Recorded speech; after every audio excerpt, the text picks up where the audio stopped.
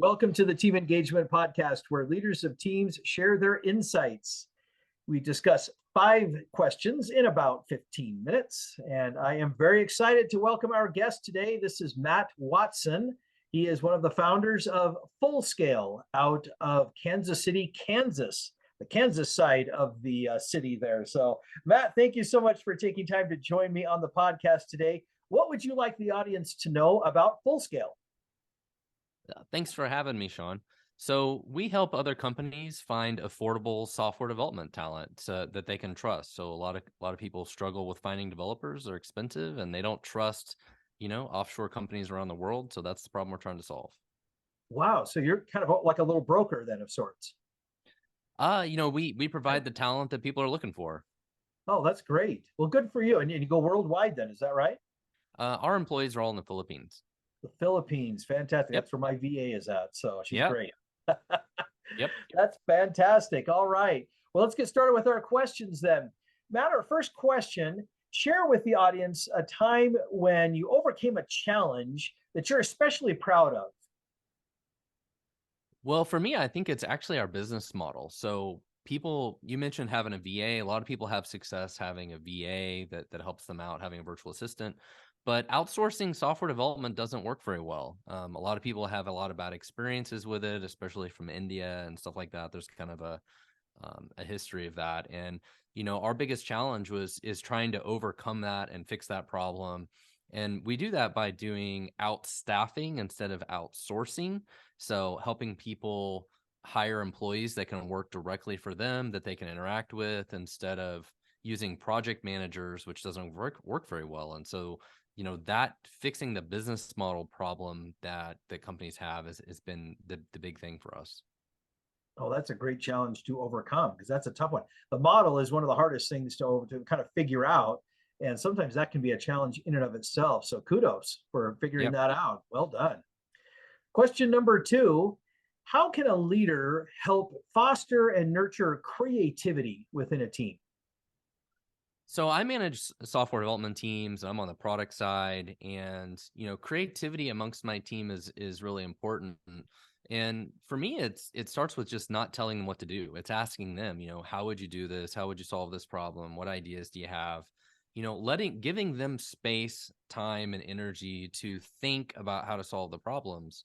And a lot of the times in software development, that's where things go wrong. If you're always telling the development team what to do and exactly how to do it, that kind of kills their ability to be creative, and they can't contribute as much as they could otherwise contribute, right? So I think it starts by giving people their own time and energy and asking them how would they do things instead of just telling them what to do all the time.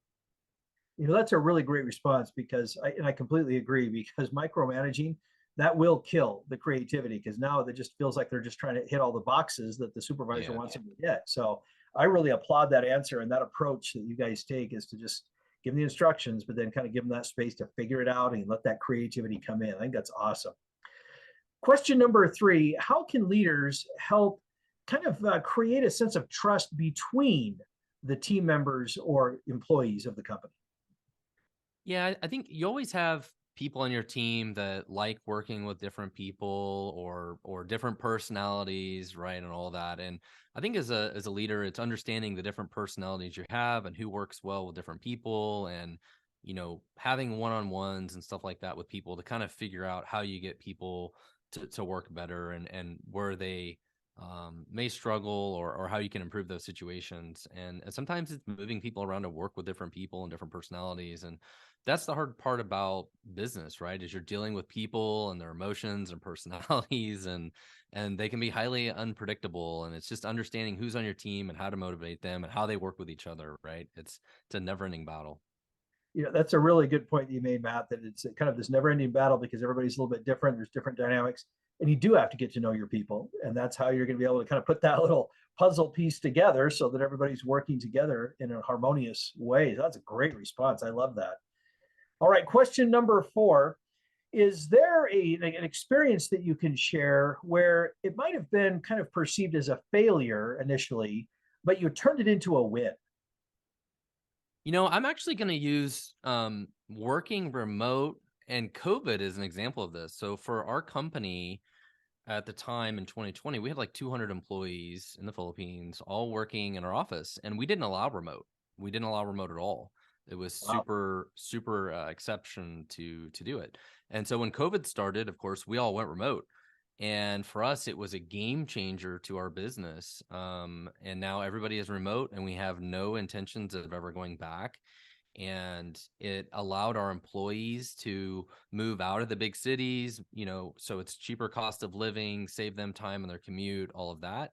And it's also allowed us to hire in a lot bigger area. So instead of hiring in one major city, now we're hiring all across the country. So, even though COVID and all of that was terrible for a lot of reasons, it ended up being a big win for us, for our business, because it also saves us a ton of money on office space, of course, as well. But it was a huge win for our employees. Our employees love working remote.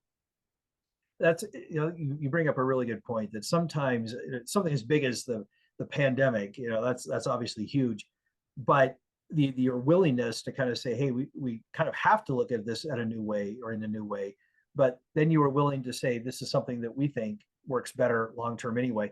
Because I know a lot of companies, and some need to, they need to kind of go back to the old way of doing things before they did it, before the pandemic, but others really kind of allowed themselves to think through this new opportunity of working remotely, and gee, maybe it could work, and they did, and now it's working out a lot better. So, and I love your approach about how much easier it is for the employees, how much better it is for them. I think that's a great approach as well. For most of our employees, it saved them over an hour a day in commute. Yeah, yeah, Way more than an hour a day. that's big, for a lot of people. At least for me, I don't want to have a commute, because that's just sitting in the car or bus or whatever it is that you're doing, but you can be Yeah. a lot more productive, or have time with family, or whatever it is, if you don't have to have that commute. So well Most of done. our most of our employees there had to do a up to 2 hour bus commute a day, basically. Wow. Wow. Yeah, that's huge. They got to It's love huge. that. That is huge. Well done. All right. All right, Matt, our last question. Tell us a little bit about your first job. Yeah, so my stepmom worked at a place called King Louis, and I remember the bowling alleys, King Louis bowling alleys, and they started out doing shirts, like bowling shirts and stuff like that, and then that company did screen printing and direct embroidery, basically. And so my first job, my stepmom got me a job there working in the summer doing screen printing. And so that was my first job. I was 14 and I did screen printing. I did that for a couple summers, and then my next job was actually working at Walmart. And so, yeah, those were my first early jobs. So you had a little bit of kind of the entrepreneurial spirit there. I'm guessing with that screen printing that you did. I mean, maybe not, but did you get a little flair? Well, it's funny you mentioned that. So actually, my very first job that I didn't really get paid for was working with my dad at flea markets. So my dad worked at flea markets every single weekend, and from the age of probably like 5 to 13 or something like that, every single weekend I worked with him at the flea market. And I guess I didn't really think about that as being my job, but it was actually kind of my first job. Very good. I like that. That's awesome. Thank you. So And Matt, thank you so much for being on the podcast today. How can people find you? yeah, you can find just look for Matt Watson on LinkedIn. I'm on TikTok and Instagram, Matt Watson KC. And then you can check out Full Scale. It's fullscale.io. Fantastic. This is Sean Richards with the Team Engagement Podcast, where leaders of teams share their insights. For more ideas, you can go to our webpage, which is teamengagementpodcast.com. We also invite you to follow or subscribe to the podcast, whether it's the video version or the audio version. We'd love to have you join us regularly every week. And then also, this is Sean Richards reminding everyone to have humility to learn, and then courage to act on what you've learned. Thanks so much for joining us today, and have a great day.